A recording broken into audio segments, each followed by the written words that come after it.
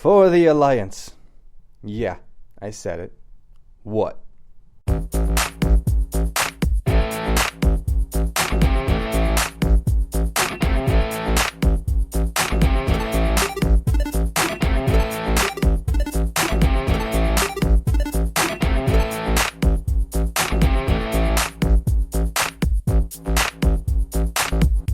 Hello, Chimi listeners, and welcome back to yet another episode of the Chimichanga Superstar Podcast. I'm your host, as always, Kristaan, and I do have guests. Alex, say hello to the world, please. Hello, world. I'm Alex Weitzman. Yeah, you've never heard him before. Right. Dude and I went to go see a movie earlier, so we're going to have a chat about that. We are. A little something called, not World, that's the game, Warcraft. Warcraft. I do believe that's what it was called. Which is, in fact, all they do is take paper mache and make war on the wall. It's war arts and crafts, really. You know, kind of the Michaels movie. Arts and Warcraft, yes. Arts and Warcrafts, exactly. Anyways. A lot of flowers and basket weaving. We got a few things to talk about today. You know, we got news, we got weirdness, we got E3 coming up, so everyone's coming out of the woodwork to give their stuff early. But first and foremost, we made drinks. Yes, we did. What's in your goblet? My impressive-looking goblet has my impressive-tasting margarita. I have made myself a limoncello margarita, in fact. So a little Cabo, kind of golden tequila, maybe a little bit darker than golden. Okay. Some triple sec, some Cointreau, some limoncello, and a little lime juice. Unfortunately, I don't have fresh limes, but I'm working with what I got. Okay. And it is delicious as I take a sip right now. Well, I made a brand new drink, which I have not yet tasted. It is in honor of the release of Warcraft. There's a lot of other drinks out there that exist, you know, like the mana potion, the health potion, all those kind of jazz. But what there isn't yet is a Fel potion. And Fel energy is the demonic bad guy energy used by the warlock in the movie. So I decided I'm going to go ahead and... It's one of those things that they talk about. Yeah, one of those mild plot points. So I went ahead and made this very, very, very green drink in my mug. I know, this is a poison ivy beverage right here. It looks like I'm going to poop green, and it will be in my pants after you find my corpse. Honestly, I feel like this is something out of the Teenage Mutant Ninja Turtles you are going to turn into either a rhinoceros or a wild boar of some variety. So if I turn into a rhinoceros and lose a bunch of weight, I could then be a unicorn? I don't know if it's placement. Does loss of weight move? I'm going to be a unicorn. All right. Anyways, in this monstrosity, I have 2 shots of black Kraken rum. Ooh. I have a splash of gin and some creme de menthe, some actual mint muddled in, some seltzer water, and absinthe. Straight absinthe. Dangerous. For those who do not know, absinthe is a liqueur prized for its potentially hallucinogenic properties. Not true, in fact. Not true. I'm a liar! I've had actually plenty of absinthe, and it's all thanks to both the absinthe guy as well as the Slipstream absinthe experience. Okay, fine. So I was talking about like the old stuff that I went back in time to go drink. Oh, shit. Time travel here. All right. Well... I'm going to try this brand new invented concoction here on air, so if I can get a drum roll, please.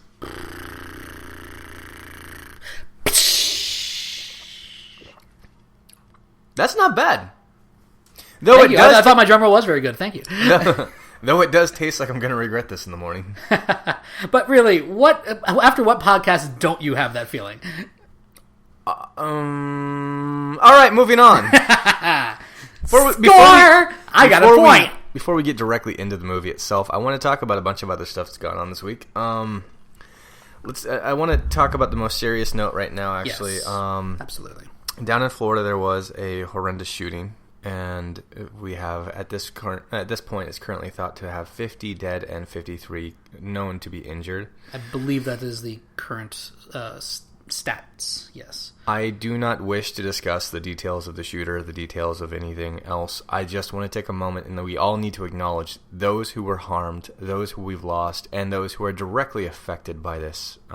It's important to not pay attention to all the flags being waved, the fingers being pointed, and all the screams being made. everyone remember who we lost. Everyone remember who is hurt. The victims need to be the victims, not the martyrs. Agreed. And for what it's worth, I think it's worth pointing out. I mean, I'm not sure exactly at what point, comparative to the tragedy, this podcast will actually come out. So I'm not sure necessarily how much in need they will be of blood and blood donations and other transfusions, whatever it is that they need as in terms of assistance at the time. But to whatever degree there is still required assistance needed down in Orlando at this time for those who have been injured and are hopefully in recovery, we do recommend, I think I can speak for both of us, saying go out there. For those who live in that area, please go out there, donate your time, do what you can to help those who need help at this point. Sitting in a chair with your arm raised will save a life. It's worth it. Absolutely. I am myself in type O negative blood, and any chance I have to give, I give. And beyond that, if you have any knowledge of anyone who is turning away help for any reason, no matter whether it's a prejudice reason or something based on personal values, report them immediately, because this is not the world that should be turning away assistance, love, and compassion at this point. Absolutely. Everyone of every community, creed, color, sexuality, and species, for all I give a shit, needs to be there for one another if we're ever going to make it in this very, very fucked up future. I will drink to that. Moment of silence.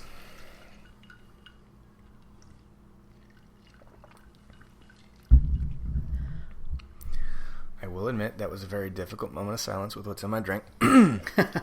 Moving on to more happy things. Let's go ahead and talk about superheroes beating on superheroes. Sure, that always makes everybody happier. Well, especially the people who live in those worlds. How long was it? 3 years ago it came out? The original Injustice Gods Among Us? I 2 to 3 years. So, yes. 2 to 3 years ago, the original Injustice Gods Among Us game came out. Created by NetherRealm Studios, the people who brought us the lovely, very happy-friendly Mortal Kombat series. Or the recent incarnations, at least. And they pitted all of our favorite childhood superheroes from the DC universe against each other in Mortal Kombat. Totally. And, of course, they did the very classic thing of alternate universe, which means we can make them do whatever the bloody hell we want them to do and get away with it, because alternate universe... Yeah, I mean, they had the Joker essentially kills Lois Lane, which makes Superman decide it's not worth it, puts his hand and high-fives his heart into the wall, and then he just decides, fuck it, that was easy, Joker can't kill anymore, I'll kill everyone! Now, if well-reasoned there, Kal-El. If you oppose me, you can go ahead and kiss my ass, because I'll high-five your heart too, because I'm Superman. What the fuck are you gonna do? Death by high-fiving of heart. Yeah. I want to see that on some sort of hospital records. Right. Epic high five, bro. That's all it says. So, of course, in this story, they have to go back and forth between either the alternate dimensions, timelines, whatever you want to call it. I believe it's a dimension. It just makes more sense. We do live in the DC universe. Yes, I acknowledge we live here. Sure. And, of course, our superheroes we know and love have to fight against the evil Superman, and he goes to prison, which is the weirdest thing in the world. How do you imprison Superman? A lot of red bulbs and, I don't know, some green rocks picked up from a nearby hippie joint. Right. Just get Superman really high. Rasta Superman, here to save you. I mean, I love that, but keep in mind it's red sunlight, so ostensibly you don't even necessarily need actual red light bulbs. You could just use the kind of gels that they use in theatrical lighting. You just go ahead and put the all the windows and make them all red tinted, and the moment you invite them over for dinner, you can just take a fork to them. Exactly. So, anyways, NetherRealm Studios with E3 coming up have released the official trailer, which there's some speculation on whether it was intended to be released this soon, because an image leaked online that showed a glowy Tron-like Batman versus, I believe, an armored-up Flash. Right. Just a still image, really blurry. And within just a few hours of that image leaking, the trailer was posted on YouTube. Not on a major website, but YouTube. And then following that, it was on the website. So it seems like it was a leak, an accident, and blah, blah, blah. But somebody's getting fired for that shit. Either way, we wound up getting the trailer. And this time around, it doesn't look like it's some sort of alternate universe, like, war. Whoever the narrator is, and some say it's Batman, others have no fucking clue, but... It sounds a little Ra's al Ghul-esque, honestly. They submerge into the pit, and every time he's restored. It does sound like that, and it leads that concept in, but at the same time, it seems a lot of people online, and I'm kind of leaning this way myself, that they are being put in some kind of a battle pit as gladiators to some extent, and... How could you really do that to the Justice League? Who has that kind of power? Okay, you're saying Mongol. Huh? You're saying Mongol. No, I'm actually curious, because who has the kind of power to make the Justice League constantly fight and fight and fight and fight? Well, that's why I assume Mongol, because of Warworld. Oh, and please, no one say Smurf penis for this. I'm not counting Dr. Manhattan as the bad guy for this goddamn game. Oh, man. Maybe that should just be the explanation for everything now. Smurf penis? Smurf penis, exactly. Yeah, that's the new Space Wizard or plot. If something really weird happens in House of Cards and you don't really like what Frank Underwood is doing, Dr. Manhattan did it. Smurf penis! Smurf penis! In which, all of a sudden, we have a very excited Kevin Spacey. But here's the weirdest part. It's not that they're fighting each other in some sort of quote-unquote pit. Right. It's that somehow they've turned into fucking evolutionary transformers. Right. Well, my instantaneous response when watching the first trailer was apparently Lucius Fox is working for everybody now. Because now everybody's got the Batsuit thing going. Oh. Where all the different plates on their armor is going to come into play. It's like, okay, Lucius, you're just farming out. He's just become like the McDonald's of... technology for everybody. What is the point of Supergirl, who is revealed in both the cinematic and the gameplay trailer? Right. What the point is Supergirl and Superman need fucking armor for? Nothing at all, except unless it's lead lined. Oh, quite simply. Good point. I mean, if it's lead lined, that's something else. But I mean, they've done that all sorts of play. I think there have been. I guess it depends on version to version. There have been versions of Superman and or ostensibly Supergirl who could or could not, quote unquote, breathe in space. So, Mongol. I remember in a God, what was it? Some war that he was a part of. Mongol came down and actually taught Superman to fight in space for more prolonged periods of time. It started out with them going underwater and like battling underwater, and then going to space and sparring in space. Right. Because there was someone worse than Mongol. Whatever. Exactly. But so there's that aspect. Sometimes he needs a spacesuit, so maybe that's involved. I don't know. It's somewhere to hold their Tic Tacs. But we have a fairly decent roster revealed to us in the gameplay trailer. We see that at one point Black Manta is fighting Aquaman, which some have been wondering, is that actually a gameplay? Is he actually a character to play in? Or is that like a cinematic to where he just jumps out during a combo and attacks you? But the implication of that being that Aquaman somehow has Black Manta at his mercy. Aquaman was getting beaten by Black Manta. It might be one of those level attacks where you knock someone out. Because they showed so little of him, just a quick glimpse. True, but then that's the point of like a teaser trailer. And then we saw Grodd. We did see plenty of Grodd, yes. Who had some narrative. And let's see, and Atrocious, who looks... Atrocitus. Yeah. Atrocitus, who looks atrocious. Yeah. But yes, Atrocitus. Thank you for that fun little game. He looks nothing like he does. He's got like a nose, and that kind of throws me off. It's true. I mean, Atrocitus... It's one of those weird characters, because when they first started drawing him in the books, I want to say Green Lantern Secret Origins is when they first introduced him. It was around there, yeah, and then he was in with the Rebirth. And right, and then it was Rage of the Red Lanterns and everything that came after that, leading into the whole War of the Green Lanterns thing. But yeah, the Atrocitus was this character that when the comic artists started drawing him, he looked untranslatable to any other medium, because he's a very busy design. Yes. Like visually speaking. He's got these weird open pores on his knuckles, tons of teeth. Right. Weird, like, waves and stuff. To that extent, you really have to give credit to Bruce Timm and the team behind Green Lantern, the animated series, when they adapted him, because they were not going to do a busy design. That's inherently against the whole Bruce Timm aesthetic. Mm-hmm. And so they did this very slimmed down version, but he had this weird, scar on his lip, and it looked like Atrocitus. It did not look like Atrocitus, but it was very much not the way that they drew him in the comics. It looked like an animated version of Atrocitus that they were able to do more. What it was! Obviously, you have to draw that a lot more rapid than in the comics panels.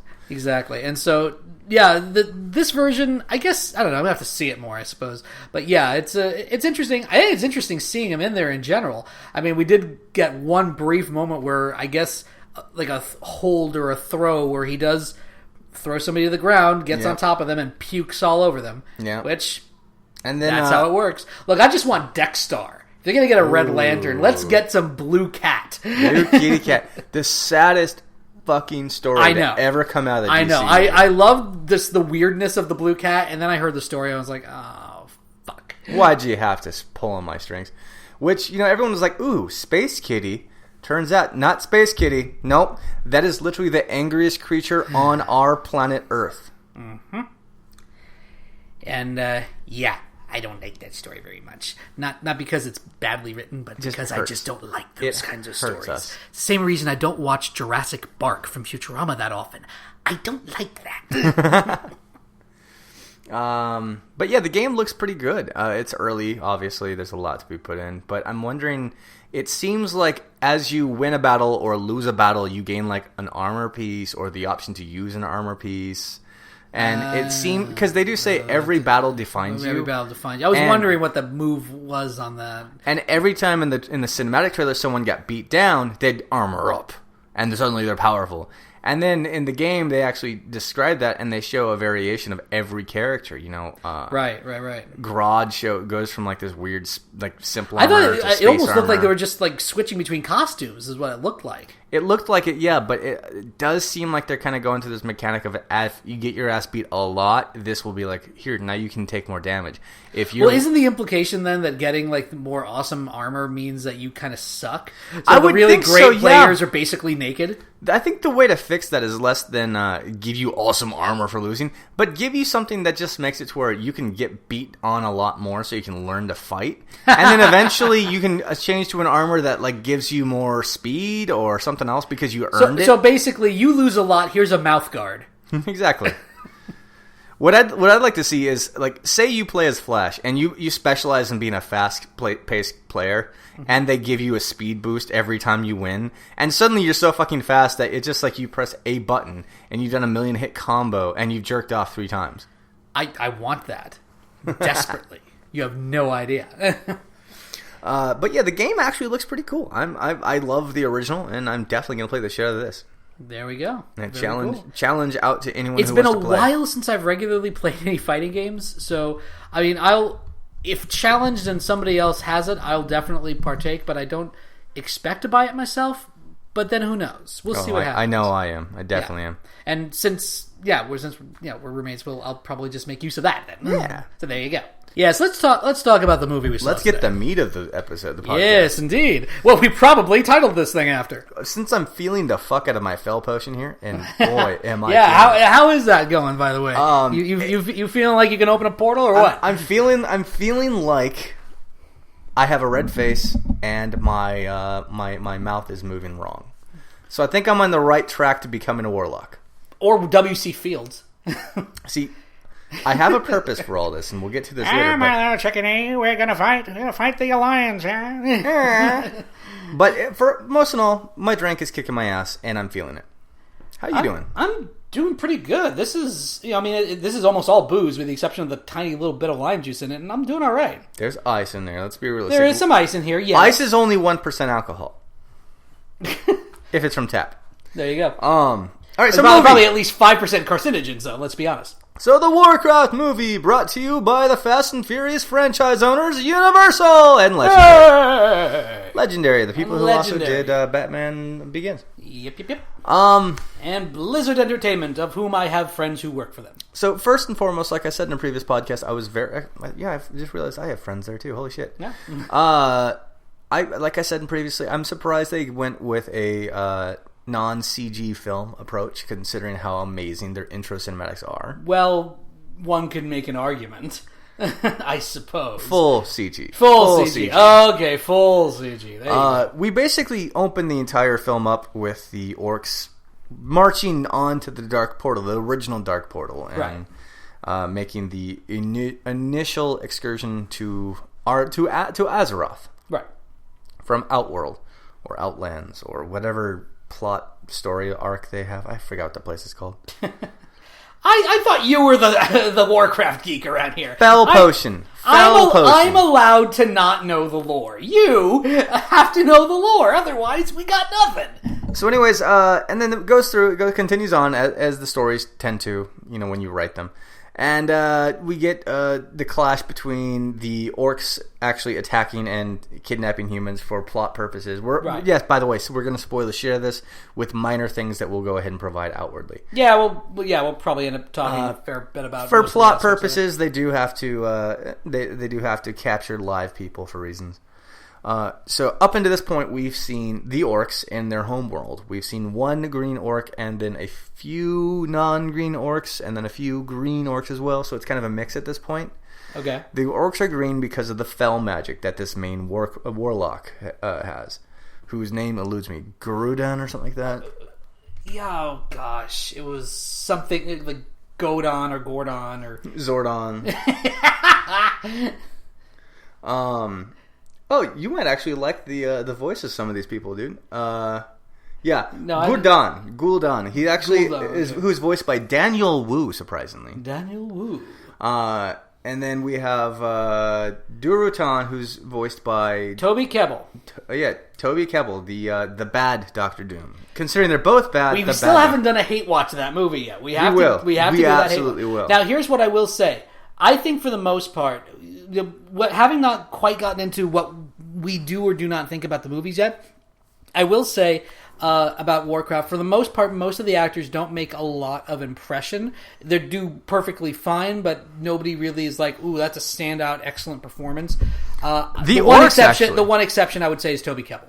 Toby Kebbell as Durotan, as the main orc of the narrative, does a really great job. And this is like by no means the first time that he's had a really standout performance in a mocap voiceover kind of way, which means he's very, very much in the same vein as Andy Serkis. He's making a real name for himself in his career by doing these mocap performances, which then makes Dawn of the Planet of the Apes all the more fun to watch since you've got Andy Serkis versus Toby Kebbell, because there you go. But as things go on, you kind of get a bunch of fun stuff for the nerdy side. Like me, you see, and you saw the blue-skinned horned race that they used at the beginning, didn't you? That were in cages. Oh yeah. Yeah, those are the Draenei. Those are actually the actual owners of the world that they were leaving at the end of the film. And the female character who is played by Paula Patton, who plays Garona. She's supposed to, as far as the game, be half orc, half Draenei, and is an experiment of Gul'dan. So that's how she comes into the game lore. In this one, they don't directly explain it, but they kind of play her off as more half orc, half human. Right, yeah. Which makes some weird no sense. But they do it, and it goes on. So it probably would have been too complicated for them to get into that. So those Draenei were... Or am I saying the name right? Draenei? Draenei, yeah. Draenei. Hey, I got it. They were fodder. They're barely in the movie. They're total fodder. Which is equally in the game. They're hardly in the original games. In fact, they don't make a big presence again until World of Warcraft during the first big expansion. Okay. Yeah, in which you can. I'm gonna have that reaction a lot. Yeah. Okay. Cool. I like it. Thank you. Anyways. Unfortunately, here's the big thing. While no one actually made too many big impressions except for the one that we've explained, right. I found only one real weak link. In performance-wise? In performance, yes. Yeah. And it, in fact, was Paula Patton herself. I didn't see the orc in her. I saw it in the cosmetics and the CGI greenness of her skin. She was more... Oh, what's her name? Tor is from Voyager. For someone than actual orc. For someone who like just Klingon. For someone who just learned recently from captured slaves to speak the Azeroth language, and in having grown up and lived with just orcs, she was so freaking over the top human. Yeah. Like dramatically, there was like the only thing that made her seem orcish was her dentures. Her dentures. Yeah. Her very bright white dentures, might add.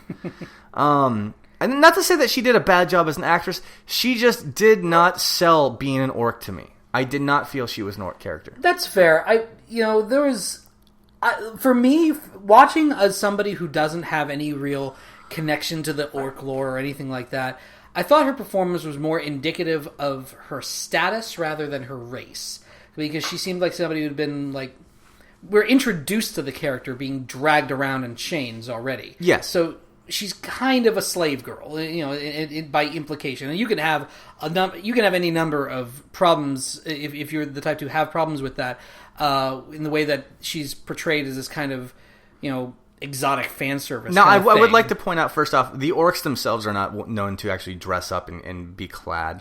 Right, but it should be pointed out that she's not like a sex slave or something that's... No, she's not used as a sex slave. She doesn't seem to be used as a sex slave. That said, my point is more to the idea of she's this slave character, she's and an so object, to that extent, she doesn't... I don't see her, or I didn't see her when I was watching the movie as being somebody who was going to be really kind of hardcore on the orc culture things. Every time she said it, it seemed more like... the lady doth protest too much, methinks, kind of aspect of it. Kind of, yeah. It felt to me more like she read on a lot of orc culture and grew up, like, studying it. Right, it's like, this is what I'm supposed to think. This is what I'm supposed to say. Yeah. So to that... And you know what? An argument can be made for that being a legitimate approach to the character. Another changeover that I'd like to point out in the game versus the movie itself... We have a fun performance from Ben Foster playing the Guardian Medivh. Ah, yes. Who plays his role pretty accurately. The one difference is when Ben Schnetcher, however you say that, I think that's it. Monkey. Butt Monkey. Yeah, he was Butt Monkey. Ben Butt Monkey, who plays Khadgar. His character's a Butt Monkey throughout the movie. What's funny is in the actual game, Khadgar is supposed to be Medivh's apprentice. Mm-hmm. And Medivh is supposed to have communed, not been possessed, but communed in attempt to discover what is this presence I'm feeling. Mm-hmm. And then the fell demon, which is still unnamed, and I will not spoil that much, but does possess Medivh, and then Khadgar decides to flee for assistance because the Guardian has been possessed. Right. In this one, we instead get Khadgar has fled a separate academy altogether, and Medivh is just kind of left to his own ways without any watch, any authority over him. Yeah, he's just chilling in his condo, in his indoor pool most of the time. Yeah, he's chilling by his little spa jacuzzi thing, and just making clay statues, giant fucked up clay statues. He's a chiseler. I like to work with clay. Do you think he actually created a spiritual Patrick Swayze and just had that moment where he's making of Oz? I think that's exactly how the possession took place. I think so. I think he's working with some fell energy on a spinning wheel. Then the fell demon's hands come around him. So Patrick Swayze was the one that started. Correct. Patrick Swayze's a fell demon. Oh wow. Well, I guess we're all screwed. Just one roadhouse kick to the head. Oh. I know who I want to hire at Chippendales. I will be honest though, Travis Fimmel, who plays Lothar, mm-hmm. he was pretty fun. I liked that he did a good job. I liked that he wasn't the hero that was like, I must protect my people, or the kind of person who is. And I'm going to make this reference twice. He was very much diehard Bruce Willis, but set in the World of Warcraft era. I can see that. He always had a little bit of a smirk. He had this smart-ass comment to everything anyone said. He was hard to get along with, it seemed. Yeah. Here's the thing with a lot of the human characters. They did not do a great job, I feel. Mind you, for those listening, and because we haven't quite established this earlier before we started getting into this, Christian's the one who's played the games. He knows the games. He knows the lore. He knows everything. I read the books. Touched myself watching some Dreadnought porn. I have never played anything World of Warcraft. Never, ever, anything. I've had friends. I've never even watched them play it. So for me, I come to this completely green. The one thing that I do come into this with a preconceived notion about is the director. I am a big fan of Duncan Jones. Who I had not really recognized the name, and when you told me the movies that Duncan has made, I was like, oh, okay, I like those movies, except for the one I haven't seen. Right. So Duncan, for those who do not know Duncan Jones's name, well, for one, frankly, he got a lot more press this year as the son of David Bowie, and, that, yes, his father passed away. My apologies, Mr. Jones. But more importantly, by virtue of what we're talking about, he also directed Moon with Sam Rockwell. He directed Source Code with Jake Gyllenhaal. These are great movies. They really, really are. And not just great movies, but really well-directed movies. I mean, not even movies where, like, the director's on autopilot. They're movies that are paced so beautifully and done so immaculately. Source Code, in particular, is the kind of movie that you make as a director when you're showing off. Because it takes so much, meticulous understanding of the situation that that they keep flashing the Gyllenhaal character into, that you got to have your shit together as a director to make a movie like that. Can you imagine the storyboards of that movie, of Source Code? Oh my god. Just incredible to imagine how they made that whole thing work. If you weren't completely anal step by step, you would have a clusterfuck of completely. A mess. And it wasn't that at all. It was brilliantly done, smooth as silk. So when I heard that Duncan Jones was making the movie, because I heard that bit of information well after I heard that this movie was coming out, and I heard this movie was being made, I was like, oh, okay. I guess that took him a while. But then Duncan Jones, I was like, oh, Duncan Jones is making Warcraft. Ooh. So that being said, let me touch on why I think Duncan Jones did an amazing job. Mm-hmm. I don't think he was hired on to make an amazing movie just in general. Right. I think that they looked for a director that would take the feel and the look and the world that's already recreated and to bring it to film. A lot of movies have attempted this in comics and in video game themed movies, mm-hmm. and you name it. They've tried to do that. Most of the time, they've had to taper a lot of things to fit the real world, to fit real filming. Right. And what they did here is the humans are humans. The humans are actors. Then they went ahead and didn't do... I mean, let me be honest. These are not your Lord of the Ring orcs. These are big monsters. Right. The orc's hand, Durotar basically puts his baby in the palm of his hand. These are huge freaking beasts, and it's fantastic to see that on the screen for a change. Absolutely. So I agree that Duncan did a good job. I think Duncan Jones did do a nice job with a lot. Well, for a few things, I think in particular he did well.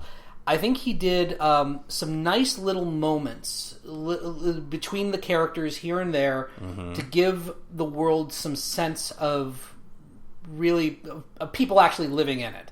Because a lot of these kinds of genre stories, they're so intent on telling the story that they're trying to tell, that they forget to have actual living consciousnesses working through it. And some of them have different opinions. Some of them are taking things more seriously than others. And little bits and pieces, just little throwaway moments. I love throwaway moments. Throwaway moments, to me, get me into the movie. Well, I think that with all the character interactions that you had and the minor interactions in the background, because let's be honest, the on stage action that you have that is not the main characters, going into the inn and seeing all this going on in the background, going to such amazing cities, it is fantastically well done. But here's where he wins even further. Mm-hmm. The cities. If you've ever played World of Warcraft and you've gone down into those worlds, the cities were perfectly designed. Where he comes in with the Griffin and lands, going to Goldshire, and it's Ironforge that really opened it up, and we see Lothar talking to the dwarf right there, and the forges directly behind are exactly as they were in the game. Furthermore, the shot of it from the outside is exactly what you fly into. Seeing the Murloc right there on the bridge, and having that fun little just for a throw out. There's no there's no need to throw that in unless you're trying to build this world. And I really feel that they got a director like Duncan Jones. I almost said Dunkin' Donuts. I think that they got a director like him specifically because they wanted to start this world. While I'm not a fan of making a movie to start a franchise, I think that if they did choose to do that, they did that. I mean, even the swords. Let's be realistic. When you get all these fantasy movies, the human swords always look about the same. But these swords were massive. The hilts were extraordinarily high detailed design. Not even just like the main characters, but the minor swords that they pick up. Those were all really cool, and I'm going to disagree with you slightly. And I'm going to do it by starting with a compliment and heading into a criticism.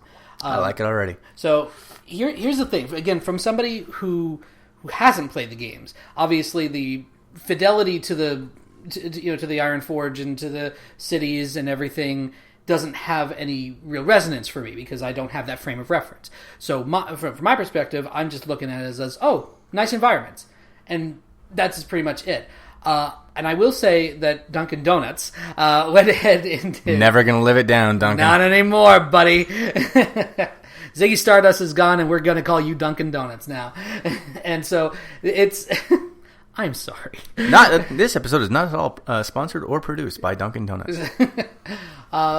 More importantly, though, I think that in regards to the significance of those environments and what did or did not have impact for me, the uninitiated Warcraft person, was that I think that Dunkin' Donuts did an excellent job with giving me a sense of the culture and environment and the world that the orcs live in. All the conversations that the orcs have, the various aspects of their world, the world that they live in. Oh, yeah. I got that world. They did an amazing job with the orcs. I understood that.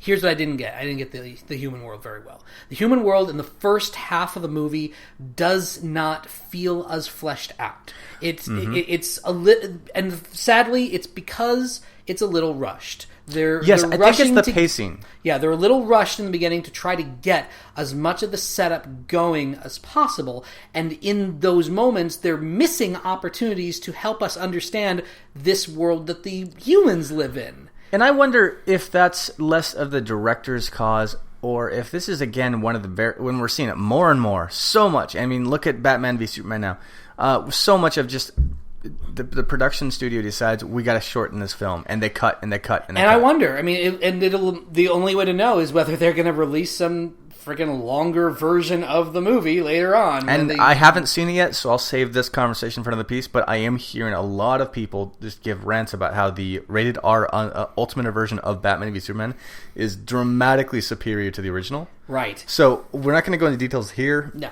I'm going to watch it. We're going to watch it, and we'll talk about it in another episode. In fact, I think we should do that one together. Well, I'd love to have you on for that episode. I would love to be on for that one. Absolutely. We can talk about... But because I wasn't on Chimi for the original one, so we can talk about my reaction to the first version of it, and then we can talk about reaction to the second once I actually have that reaction to have. So that being said, let's get back into Warcraft. I did that in one breath. You got it. Back to Warcraft, though.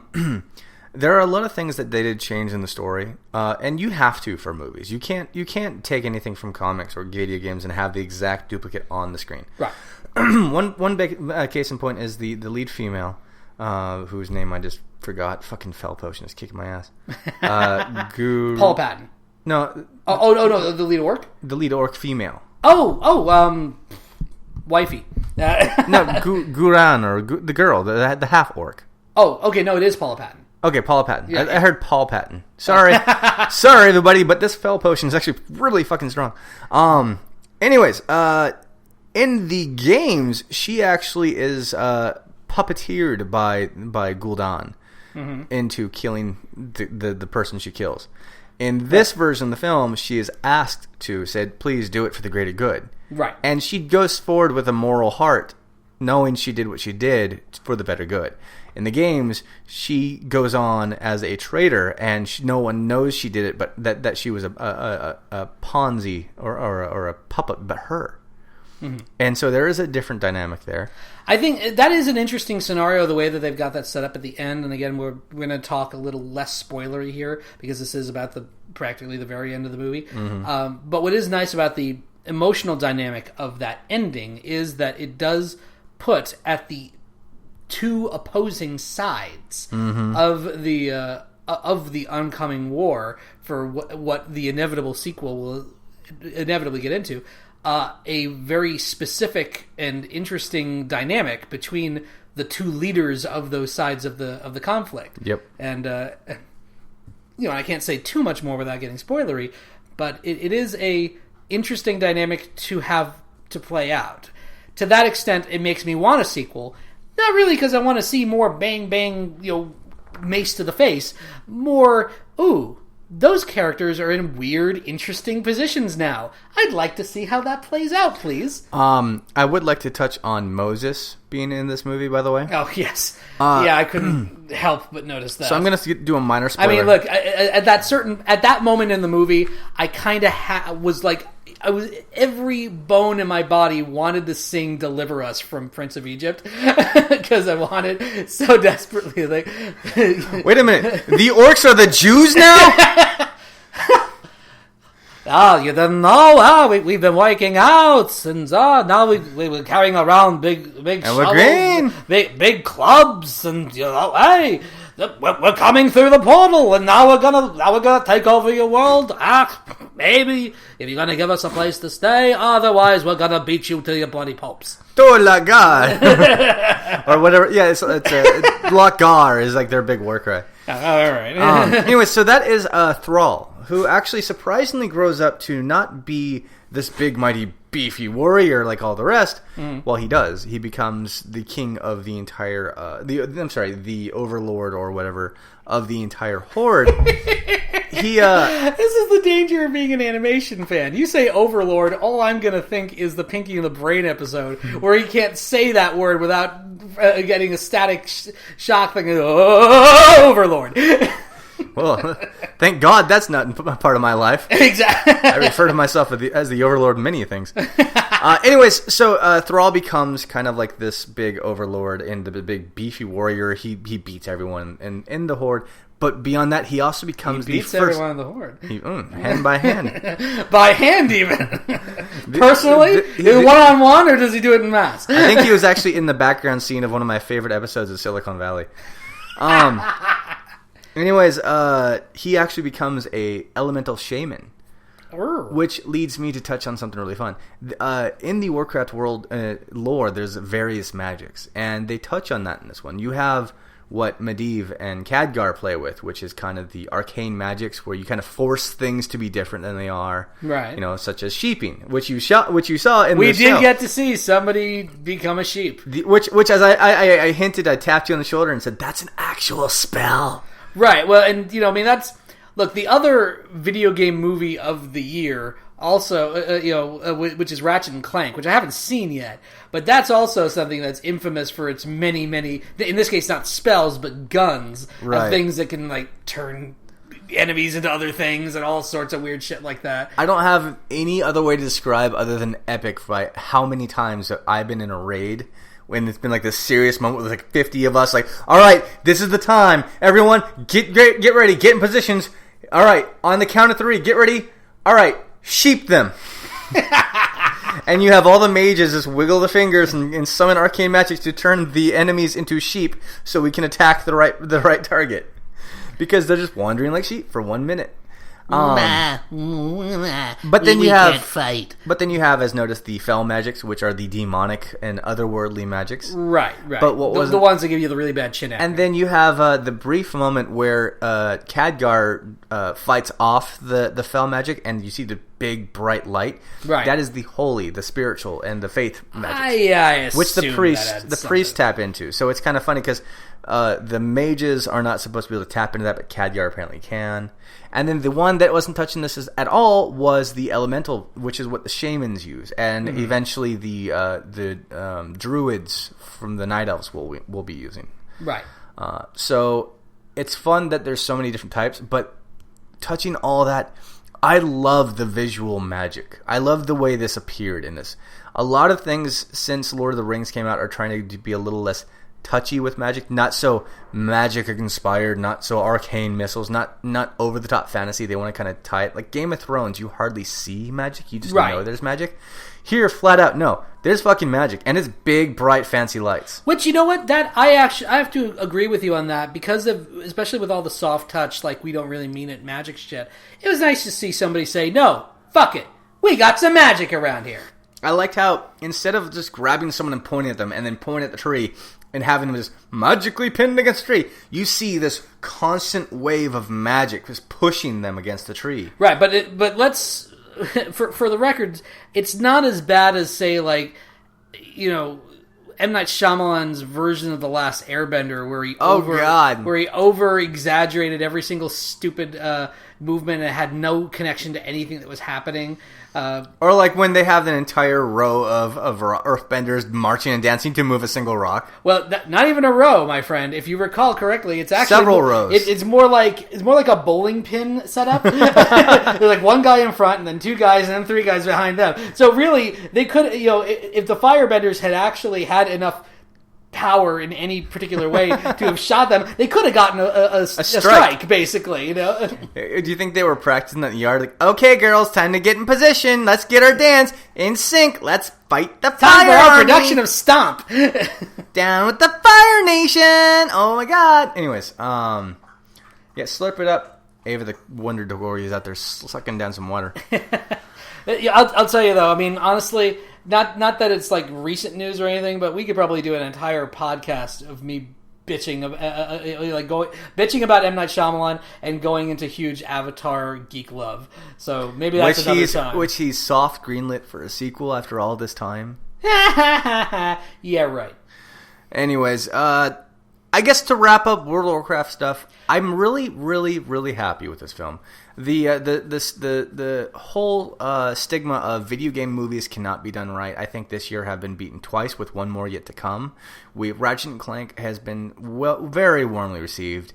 I snuck away at one point. I watched it, and I was very happy with it. Oh, good. I haven't seen it yet. Let me ask you, how did I mean, to some extent, you know, there are celebrities in the movie, Paul Giamatti and Sylvester Stallone and Bella Thorne and yada yada. I was so into the film, I didn't even catch who was voicing who. So, well, let me ask you then about the three characters who are actually voiced by real voice actors. Thank you very much. James Earl Taylor is Ratchet, David Kaye is Clank, and Jim Ward is the, you know, I don't even know the Ratchet and Clank world well enough, but the big arrogant hero guy. Oh, Quark. Quark, there it is. Those three guys are the actual voice actors for the games. Fan-fucking-tastic. Thank you. I will honestly say... Which just goes to show you, cast more career voice actors. Thank you very much. Hashtag. But honestly, Ratchet & Clank was one of those films where I didn't care that it was a video game movie. I didn't care. It was something that I loved already. There you go. They continued making me love it.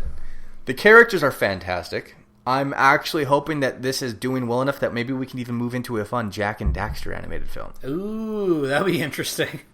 I was watching. We're watching the Assassin's Creed, trailer before Warcraft, and I'm thinking to myself, maybe people's bitching and moaning about superheroes being overplayed. I think we may be heading into the next span of it. It may be video games next that actually have their, you know, moment in the sun. We may come into the time when there have been enough video game franchises with enough story behind them, naturally, in the games, enough story behind them, that we may see a glut of really, you know, story-based, interesting, well-done, video game-based movies. At some point, they're gonna do a fucking Uncharted movie, and that game is made for movie. Oh, God, that is gonna be so hard to fuck up. It really, really is. I mean, you really have to look at this and say, "Nah, I don't like it," and get a director who's never played the game, doesn't care about the game. All you have to do to fuck up Uncharted is completely fail to do the tone of the game. That's basically it. It's like if you say, "No, I don't really want something that's funny and improv." And what if he was a secret agent instead? What if he was a dour, angry man whose loss of the death of his father really weighed on him every day? That would be the sort of shit that would ruin Uncharted. Don't do that, and you will make it good. What if we get The Rock to play him? You know what? Honestly, while it's not necessarily my first casting, The Rock actually has enough charisma. He's a very charismatic motherfucker.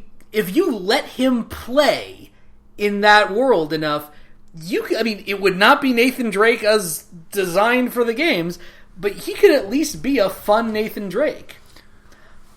But, we'll find out. Video game movies aside, I'm going to go back to World of Warcraft. I will definitely recommend it, especially if you're a WoW fan. I do believe this movie was intended to be created for the WoW fans as the majority, to give them exactly what I got.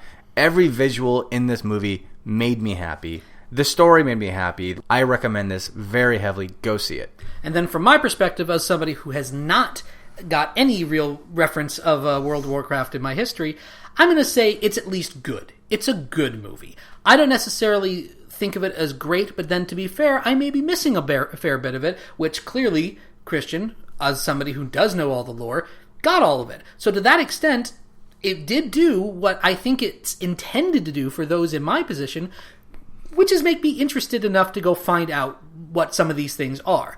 There's nothing in the movie that stands out at that, Phantom Menace, Last Airbender level, what the fuck are you doing kind of choices.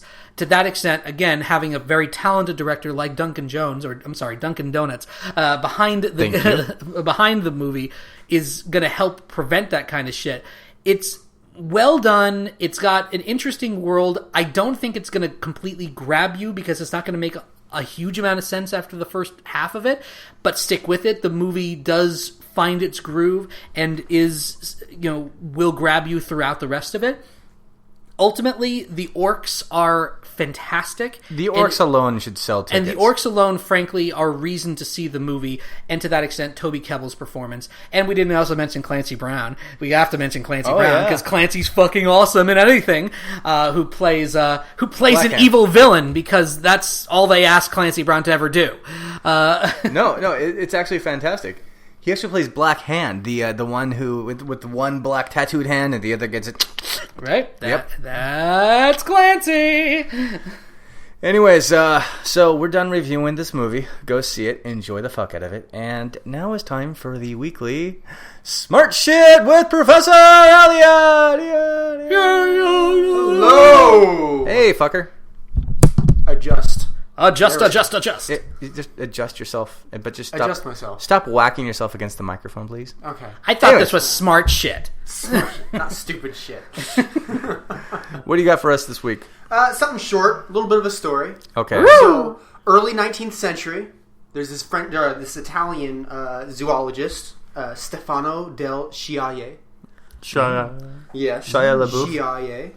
And he's out studying a type of octopus. He's brought up an Argonaut octopus. Is this the origin of tentacle porn? Not quite. He pulls up this octopus, and it's a female octopus, and he notices there's this worm on it. And he labeled it as sort of just a worm that's eating the octopus. Okay. It was only later that it was discovered that this is actually the penis of a male Argonaut octopus. The penis detaches itself and finds its own way to the females, where it then attaches itself to her. Pussy-seeking rocket. Yep, that's exactly what it is. I thought you would enjoy that. When I was in college, I actually remember seeing one of those giant robot animes where the robot fires its arm off. I always thought, what if my dick could do that? What if I could be sitting here in class and just rocket off my penis and I could just be having sex right here, right now? So here is that penis. Oh my god. It survives on its own independently, finds its own way. For those who cannot see it, it is a long... it starts looking like an octopus leg of some variety with what looks like suckers and stuff like that. It is then just kind of tapers off into a long, almost like a devil's tail kind of thing. Right. That appears to be the sort of thing that you would imagine. Well, to be honest, it reminds me very much of the Japanese manga Parasite. Which, bring it back, you're not far off when you say, tentacle porn. Let me be honest. It looks like a Geiger painting. Yeah, it does. It does. And it's also worth noting that the image comes with a size distinction. It's showing us that half of the the picture as displayed is a single centimeter. So this is probably about, well, given that it's all like It's all curled up, so it's kinda like tough that, so to- it's probably tough to tell. it's probably about 3 centimeters, maybe 4. Right. is my So what you're guess. saying is I'm more willing down than octopus? Oh, definitely. Congratulations! Your third leg is larger than the 9th leg of this octopus. Congratulations, Christian. Eat it, nature! At least you're well enough, better than he is. Haha. Knowing this show before I came on, you were probably talking about comic penises. Comic penises, yes. That's all we talk Only about. one I here. can think about is Dr. Manhattan. Smurf penis, yes. there Yes, you go. we brought up Smurf Penis. He's responsible for everything. And we also turned the orcs into Jews. Ah! Sounds like it's been a productive episode. It has been. Would you like a sip of the fell potion I created? Actually, I would. That's the World of Warcraft thing? Here it You were is. saying something It's about a making this. brand new invention tonight. I made it. It's horrendous. There are mint leaves floating in this? Yes. There are. And one of them is only partially muddled. Oh, good. And it's going down the gullet. Dun, dun, dun, dun, And his eyes are doing a thing. dun, dun. Waiting for the Roger Rabbit reaction. I'm getting the mint leaf out of my tooth there. There That's you go. not bad. Not bad. Did you want to try the limoncello margarita? Let me... Still chewing on that thing. There we go. There you He's go. still chewing on a little demonic forces from the Exactly. from Outlands. All right, so what's in this one? You got Okay, here? so what is Pussy in this juice. one is a Cabo dark tequila. We've got some triple sec, Okay. some Cointreau, some limoncello, and some lime juice. And troll piss. And Troll troll piss. piss. Sweet, delicious troll piss. That is delicious troll piss. Thank you. Yeah. Thank you. I pride myself on making drinks that are tasty. I don't really care about how much they get me fucked up. I just want to be able to enjoy them. Oh, I figured if I'm going to go anything that's World of Warcraft related and I went on the orcish demonic warlock That's side, very green. I should make myself something really strong. And I'm telling you guys, I'm feeling this in my scalp. Oh my. So, Professor, we've been talking about Warcraft, the movie on there. Are you looking to go see this movie? Probably, actually. Very good. Yeah, I would recommend it. And Okay. you have not really encountered any of the I Warcraft. really haven't. All right, so you're more in my boat. Yeah, I'm much more along All that right, line. you're gonna find it a little hard to follow at first, but stick with it. Okay. There should be. I'm there a should smart be, guy. I can there should- catch on. Well, so am I. For what it's I'm worth. not. So, I mean, ultimately, there's enough in the first part of the movie, even with the elements of it that don't immediately hook you. There should be enough that things that do hook you to keep you going. Excellent. I look forward to it. But ultimately, for my movie money at the end of this week, at least as of the time of recording, I'm incredibly looking forward to Finding Dory. Yes, that's coming next out. That's week. coming out this coming weekend. The animation for that octopus. Speaking of octopuses, right? Octopodes, Octopi. Do you think octopodes? Do you think Dory's going to have to dodge octopus penis? Maybe not that specifically. Although there's been a lot of wrong species of octopus. There's been a lot of buzz on the internet about a bit in the trailer where some think that there was a lesbian couple. Cool. Oh, And? interesting. Well, Pixar, in their inevitable way, kind of just shrugged and said, "Well, read into it what you want," which is exactly what they're supposed to say because they have to. I play it still don't neutral. think that's that big of a deal because, No, of course not. let's be honest. Lesbian couples exist. So do fish. If these two things offend you, you probably shouldn't be watching this movie. I am offended by fish. Fish should not be fishing their fish. I am That's definitely unfortunate. going to take a nice big flaky fish and chips, and I'm going to eat it as loud as I can while I'm watching this film. Man, I need some fish and chips tonight. in the theater. You are every theater cleaner's nightmare. You're welcome. The pain of somebody who once managed on his own a 3-screen movie theater. Woohoo! Yeah.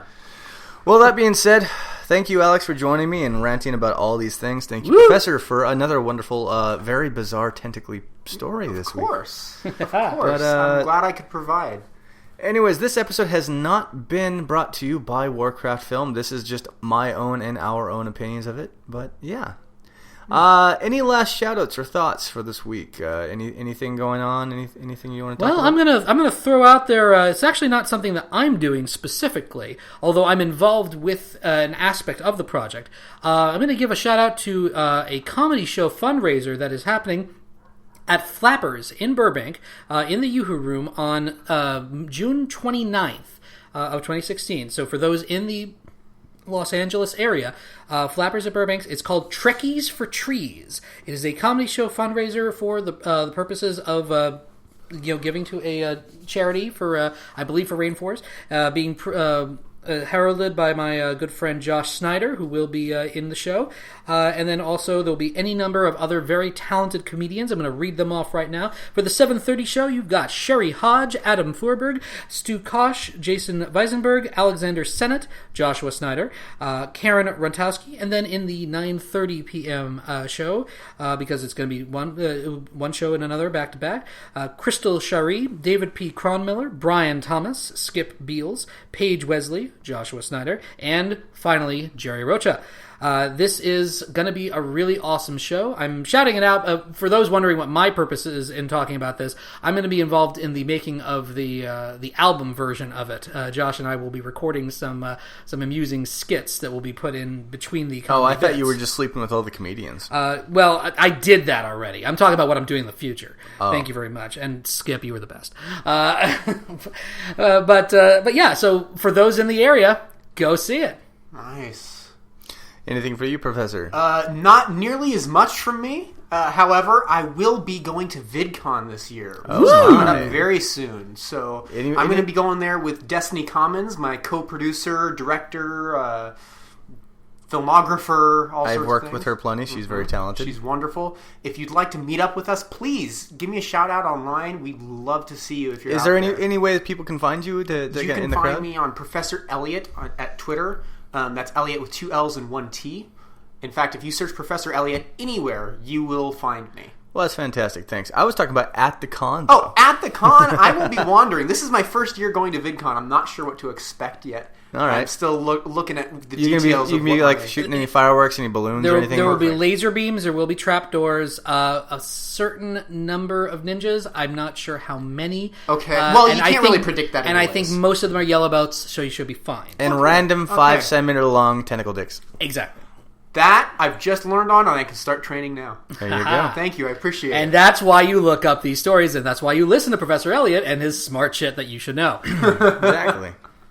Well, everyone, thank you again for listening to this week's episode. If you liked it, please like, comment, subscribe, and, share it with your neighbors so that way they know what kind of weird shit you listen to on the weekends. I'm your host, Christian, as always, and may the awesomeness be with you.